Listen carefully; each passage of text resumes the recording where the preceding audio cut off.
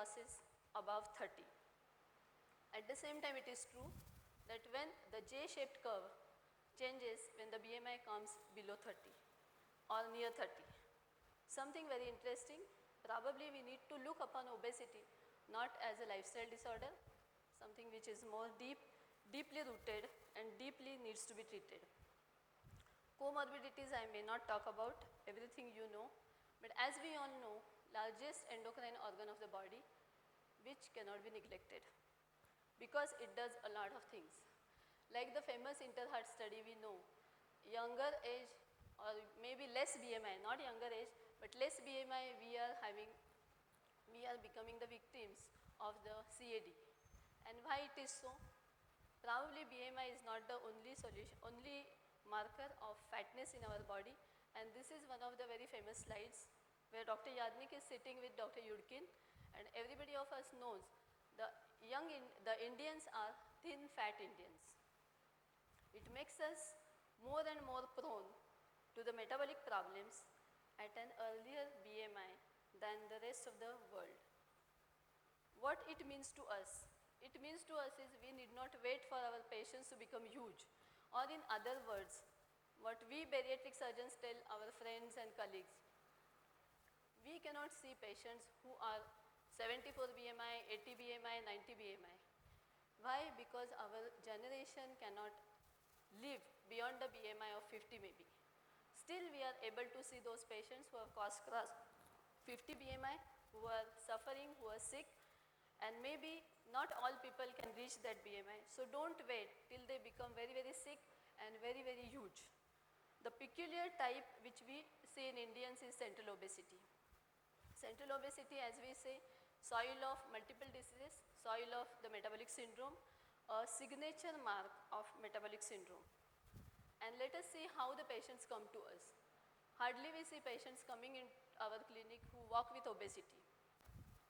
Patients will say, there is some weight, we are healthy, we come here just to, shed off weight.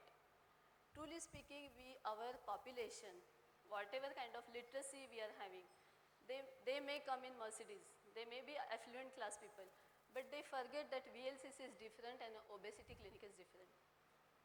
So I think as a responsible clinician, my role starts as to make them aware what is obesity, what is severity of obesity, and how to really diagnose the essentials of obesity.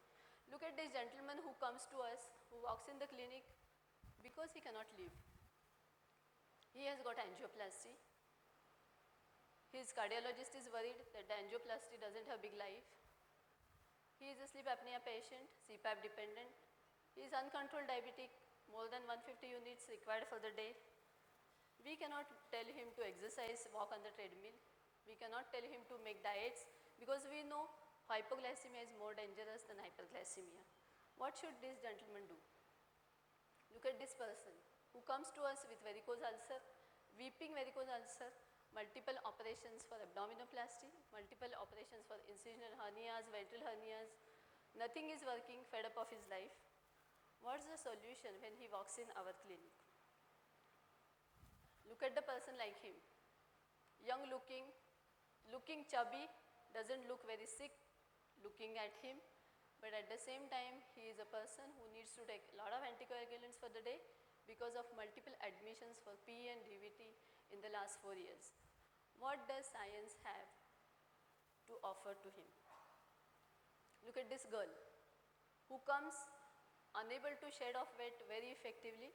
She comes, she says that, doctor, I have tried everything in the world. I have done lot of diets, I have done all exercises. I am now fed up of everything because everything fails after some time. What's the reason? Is it hedonic hunger? Am I facing something where my brain is in trouble?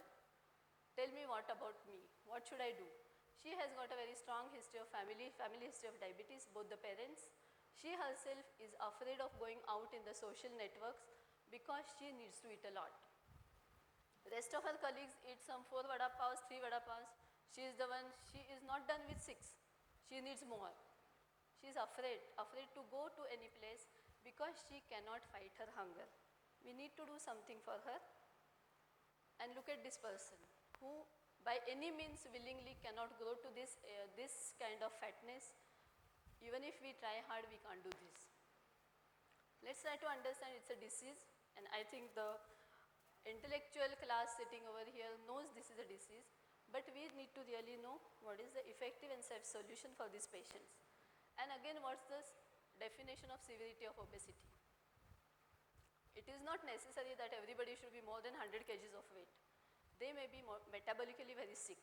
Two types of effects of obesity: mechanical, the second person is suffering from, and the first person who is suffering from a huge metabolic disease, very aggressive metabolic disease. Bariatric surgery itself is not a new science. It is existent in the world for more than 75 years. Only after 1990, when the laparoscopic techniques came in, when the keyhole surgeries came in, these operations became very popular. These are the operations which have got a huge evidence. We are going to talk about the evidence. This is known as the best scientific tool, best effective proven for a sustained and successful weight loss. What does the evidence say? This is SOS study which talks about the best weight loss seen after surgeries which are gastric bypass or sleeve gastrectomies against the medical management which is provided to the patient, which is a supervised medical management. Which are the different areas which bariatric surgery can look upon as a treatment option? Start from migraine, the depressions, the sleep apneas, the metabolic syndrome, all components, the mechanical problems like stress incontinence, multiple diseases of the joints, each and everything which is secondary to obesity, maybe mechanically, maybe metabolically, we can look upon bariatric surgery as an effective option. And what we have seen is typically in Indian context, a huge impact on the diabetes type 2. What is the rate of remission of diabetes after bariatric surgery? And you can see here, minimum of 48% in the smallest operation like gastric band, and maximum of more than 95% in the biliopancreatic diversion. In Indian setup, the preferred operations, because of our cultural habits, because of our eating habits, we prefer to do the gastric bypass and the sleeve gastrectomy as choices of procedure. How does it work really? Many patients ask us, आम्ही तर काय कमी खाणार आणि सगळेजण बारीकच होतात. But it's not the fact. The fact is different. Unfortunately, many of the clinicians also feel so, that patients are going to eat less, so negative calorie balance is going to be generated, which is going to demand for the mobilization of the fats. But the true story is different. Because now the fat and the storing tendency of the body, typically which belongs to the ghrelin, which is now known as hunger hormone, is the one which is affected in a very, very physiological way after this operation, which impacts the patient's hunger, the patient's satiety index, the patient's eating behavior, the patient's food choice, the patient's addictions, the patient's craving for typically sweet foods. Everything gets affected in a very physiological manner, and typically what patients describe us that, doctor, now discipline is possible. I tried everything, discipline was not possible, now the discipline is possible. So let's try to understand beyond the restrictions, what do the operations offer to the patient. There is increased insulin sensitivity after these operations at all levels. May it be hepatic, may it be intramyocellular, may it be inflammatory cytokines, may it be hepatic steatosis, may it be the muscle insulin receptors, and many, many things. But what is important is all our long-term effects. So the effects are not like the tablet of crocin, where effect lasts only for 6 hours and then the patient is febrile again. The effect lasts after the operation for a very, very long time. The increased insulin sensitivity which happens after weight loss undoubtedly plays an important role. But what is important here is, well before the weight loss is happened, the patient's insulin sensitivity is much more. And what's the evidence for that? So let's see the rapid improvement of diabetes after gastric bypass. What does it say? The blood glucose levels have come down. The number of insulin unit requirements is come down, and this has happened just within a period of 1 month. You can see on the 4th day of operation, the patient's requirement of insulin has dropped down very drastically and the sugar levels are much better. This is another evidence, and look at the number of patients. It's not 10, 15, it is 1060. What does it say?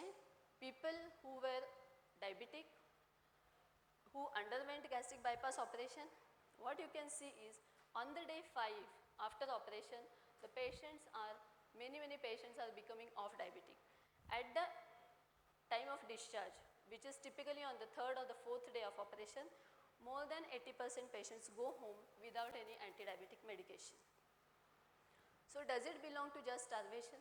Because yes, after appendicectomy also my patient stays starved for 3 or 4 days, but his sugars don't come down. After complicated surgeries, maybe intestinal obstruction, maybe peritonitis, the patient is starving, but sugars don't come down. That means there is something else which works in these patients, and what is the evidence for that something special? The inconsistent correlation between the amount of weight lost and the diabetic remission after these operations. This is our study which is published in the SORD, which talks about gastric bypass operation in Indian Asians with diabetes and obesity, and look at these consistent results. So globally reproducible results at multiple places, at multiple hands, but the equivalency retains. That means something exists which has got a very hard scientific basis. What we can see here is highly uncontrolled diabetic patients, they have become off all anti-diabetic medications at the end of 9 months after surgery. Of course, these were the patients selected. We did not include the patients who are type 1 diabetes. All the patients are with pancreatic beta cell preserved function. So C-peptide was more than 1 in all patients. But this is, I think, enough an evidence to tell us that something is happening in this field, and probably some more areas of avenue which we have to focus on when we are dealing with pathophysiology and the treatments of diabetes. The UKPDS risk tool, the engine was used. This is my paper which is published in the STORE, which talks about the metabolic syndrome getting better. We can see a very highly impressive, significant risk reduction in these patients in terms of stroke, fatal stroke, the CAD and the fatal CAD. These were all patients which were uncontrolled diabetic patients with obesity. Some more evidence for something special exists, and that is hints from hyperinsulinemia. There are few patients who present to us with hints like hyperinsulinemia.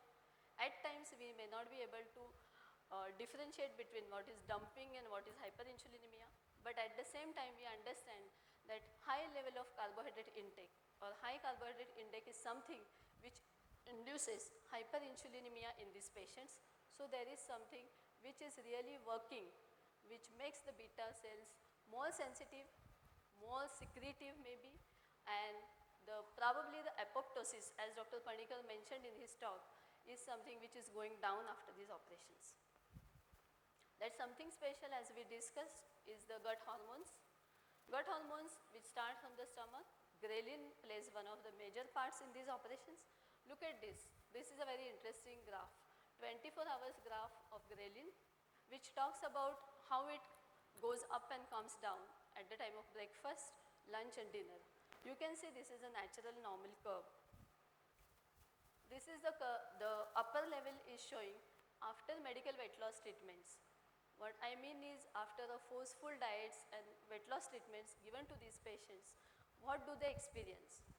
A very high level of ghrelin hormone, a very high level of hunger, where after typically 45 days patient says, doctor, I cannot sustain. It's my fault. People feel that it is their fault, but it is not so. Ghrelin graph has proven this. What we can see is the basal level has gone high. The basal level doesn't come down after a certain number of days, and the peaks achieved are much more. No wonder these patients eat small things, or whatever they eat gets converted into fat. This is how they describe it. But I think it is more of the starvation created, which creates a signal of starvation at the hypothalamus level also, which makes the body store a lot. And how does bariatric surgery differ? Look at the lowest graph. It shows a very highly consistent ghrelin level. No wonder these patients tell us that we feel always satisfied. We feel that we are not hungry. We feel that, okay, I am done. At even 1/4 of roti I eat, I am done. Patients are happy because hunger is no more a challenge to these patients. What does it do with diabetes and obesity? I think I won't go into details because you all are masters in this, but ghrelin does have a very, very high impact on the glucose homeostasis. There is some lower intestinal hypothesis which talks about the GLP-1 and PYY. GLP-1 and PYY get affected in these surgeries because intestinal motilities get faster after these operations. The nutrient flow to the distal bowels becomes very high, very fast, and the speedy nutrient flow is something which creates a GLP-1 and PYY surge, which gives a good satiety to the patient, and at the same time it gives a very positive action against the diabetes. Of course, the food intake goes down, the insulin secretions go high. This I am not going to discuss because you all know about it, but this is very important that operations that rapidly reverse diabetes all expedite nutrient delivery to the ileum. And what is important is the all GLP-1 levels remain high after the operation for a very, very long time. Look at this. Bigger bang comes from the GLP-1, which is coming from the right place at the right time in a physiological dose from the physiological site, and we don't have to monitor it. This is the difference between whatever GLP-1 we try to produce or provide through medical treatments and whatever is generated from your own body. Why not take the advantage that your own body has got the cells which can secrete this GLP-1, which is talked about a lot in terms of reversal of diabetes or betterment of diabetes. The upper intestinal hypothesis also exists. So all the three things play a big role. One is lower intestinal hypothesis, second is upper, and the third one is ghrelin. Look at this, this is a very interesting graph. What you can see is people who are uncontrolled diabetes and obese people who have undergone gastric bypass. After the operation, normal oral feeding is given. These patients show normoglycemia and do not require medications. We have introduced now a gastrostomy tube externally through which the normal food is provided to the patient, and what we observe is with the G-tube feeding, patients are showing hyperglycemia again. So that means there is something which this bypassing this typical small proximal few feet of small intestine and the distal stomach is playing role as against the diabetes. And again this gastrostomy feeding is closed, the patient is given normal feeding orally, and what we can see is patients are normoglycemic. I think this is enough evidence to tell us about what role the GI tract plays as far as the whole diabetes treatment is concerned. There are many more theories in this. Some novel nutrient metabolism related theories which talk about the nutrient sensing in the gut, which regulates the insulin secretion and sensitivity both. So bariatric surgery affects diabetes and metabolic syndrome and obesity, which are now known as the cousin brothers of each other. So what we are seeing is restrictive element which plays a role, the malabsorptive element which plays a role, and the foregut, hindgut and ghrelin theories which also play a role, all together giving rise to a much better improvement as far as the diabetes is concerned, as far as the obesity is concerned, as far as dyslipidemia and hypertension are concerned. The diabetic surgery summit conclusions say that gastric bypass should be considered to treat type 2 diabetes patients in patients with BMI more than 30. These are the diabetic surgery commit conclusions. And why we need to do this? We know this very famous slide, progressive and aggressive disease, which doesn't have a very good gold standard answer as on now. And like the other studies which we saw in the morning or in the afternoon sometime back, look at this patient. What do we offer to him? Lot of medications, lot of insulin, all statins, patient's HbA1c going high, more than 12, and patient trying to fight against everything He is lost his interest in the job, in his family, in his profession, in his personal life, and he is the one who is just now concentrating only on his health and sickness. There is something which needs to be offered to this patient, which doesn't mean any weight loss, any inch loss. It doesn't mean any huge weight loss. It means metabolic repair of the body. This patient has undergone gastric bypass. This is my own patient, and you can see now patient is getting much better. His insulin requirement has come to 0. Just now he is not given any statin, even though his triglycerides and cholesterol are little high, but much better than before. He has lost his weight, and by the UKPDS risk engine studies, what we could study is from 35% plus of the risk, he has come down to less than 6%. I think this tells us about the effectivity of the treatment. And again, global evidence exists. 92% reduction in the diabetes specific mortality risk is known after bariatric surgery. It works at all levels, like the octet which we saw in the beginning, the obnoxious octet, I feel. This is the one where all levels this bariatric surgery is taking care of: fats, muscles, beta cells of the pancreas, alpha cells of the pancreas, the fat mass in the body, the liver, the glucotoxicity generated, the lipotoxicity generated, each and every level at which the metabolic consultants want to work at. This is something where it works at all levels. This again is, I think, a small repetition, so I won't talk about it. The incretins, the adipose cytokinins, but this is something which I said some time back. It has got a high impact on the patient's appetite through the hypothalamus.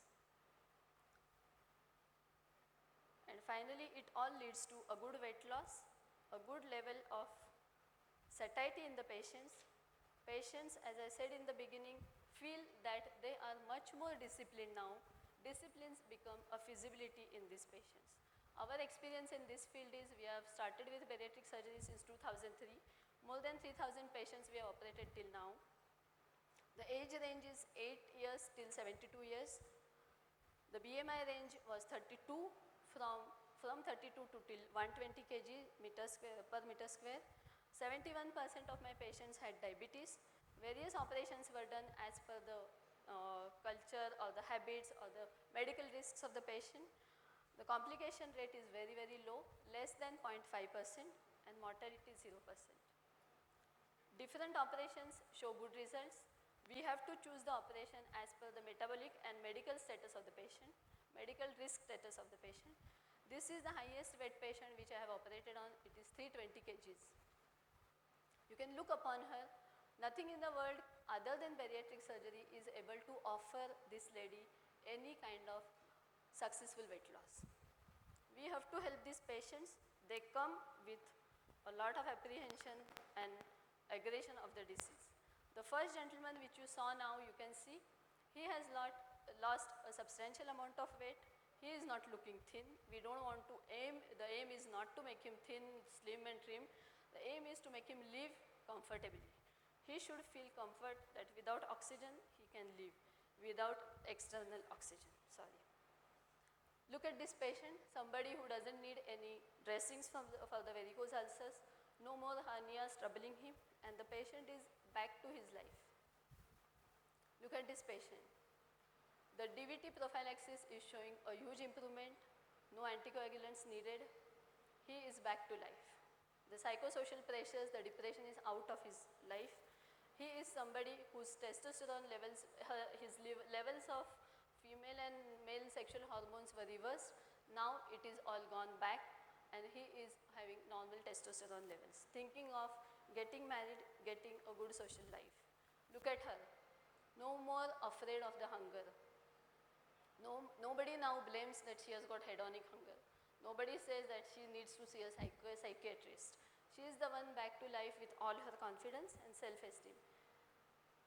Patients coming for infertility, getting back to fertility. The fertility index after this operation is known to rise so high so quickly that we have to really tell the patients that for next 1 year, please practice contraception. Otherwise, they get into there is a chance of accidental conceptions very fast. Look at this patient. You can see from this photograph the kind of problems he was facing when he was huge. Large acanthosis, unable to control anything, like a spoiled child you can say, and now he is back to his routine, back to his career. This is something the surgeries can offer. A patient who was wrongly diagnosed as a type 1 diabetes because she needed insulin from the age of 12 years. She was the one with insulin, with rising weight, everything was going bad. She came, she was diagnosed by my endocrinologist as type 2 diabetes, good C-peptide levels, good meal-stimulated C-peptide. We said let's go undergo surgery and let's see what happens. She is the one now off insulin, much better. Neuropathy was her presentation, now she is out of that. No burning feet, no neuropathy, nothing, not that kind of headache and migraine and multiple infections. So I think the life starts for her here. We have got the research unit with us and we have kept all the data. I mean everybody who is interested in knowing the data of these patients from day 1 till today. We have longitudinally followed most of the patients, almost 85% of the patients could be followed, and we have published some papers which talk about the efficacy of these operations, the safety of these operations, and probably the different mechanisms of these operations, how they impact Indian obese patients. He is one of the youngest child in the world who has undergone bariatric surgery. That too was because he was CPAP dependent, because he couldn't walk, he couldn't do anything, he was become a diabetic patient. He was consulted with all the endocrinologists, pediatricians. After consensus, after ethical committee approval, we operated on him and now you can see him. A person who is back to his life, who has got a chance of living. This is my first patient of gastric bypass who was operated in 2003 and now you can see it is looking like an anti-aging operation. The patient who looks like maybe 55 years old now looks like a 30 years old girl. It does mean that patient's metabolism is become much better and probably bariatric surgery has proven itself as the best treatment with metabolic syndrome and obesity patients. These patients who are suffering from metabolic syndrome with obesity. There are certain evidences here. I don't know whether time is permitted for me. I mean, 2 minutes, okay. The level of evidence or the body of evidence is tremendously high. What you can see is this is Stampede study which is published recently. This is a study of 2 years of follow-up of patients who have undergone uncontrolled diabetic patients from the BMI of 27 to 42. 50 patients undergone intensive medical therapy, 50% intensive medical therapy with sleeve gastrectomy and 50% with gastric bypass with medical treatment. What we could see is in obese uncontrolled type 2 diabetes patients, medical therapy plus bariatric surgery achieved a much significant glycemic control than the medical therapy alone. The level of glucose became better, HbA1cs became better, the number of medications came down, the patient's expenses per month for the medications has gone down, and what we have seen is this is replicated or this is the evidence available at multiple places. I am not going to go through all these slides, it is little boring, I understand. But what is important is lot of evidence exists. So there is a growing consensus that favors bariatric surgery. Multiple ADA, IDF, bariatric surgical procedural interventions are accepted at all these levels. We may not wait for the patients, obese patients to go uncontrolled diabetes. It can be offered to patients who are diabetes with BMI of 32.5 and above. And if they are uncontrolled with medications, then yes, there is a strong reason why this patient should undergo these operations. Thank you for your patient listening and thanks for the opportunity given. Hello, thank you madam for such an extensive talk about the newer options or newer remedies as far as this obesity is concerned. I just wanted to know about the syndromic few syndromes which can cause this moribund obesities like say Moon-Biddle syndrome and Prader-Willi syndrome, then Cushingoids. There are a different set of patients where whether this treatment approach is the same or whether it is a different one. No, for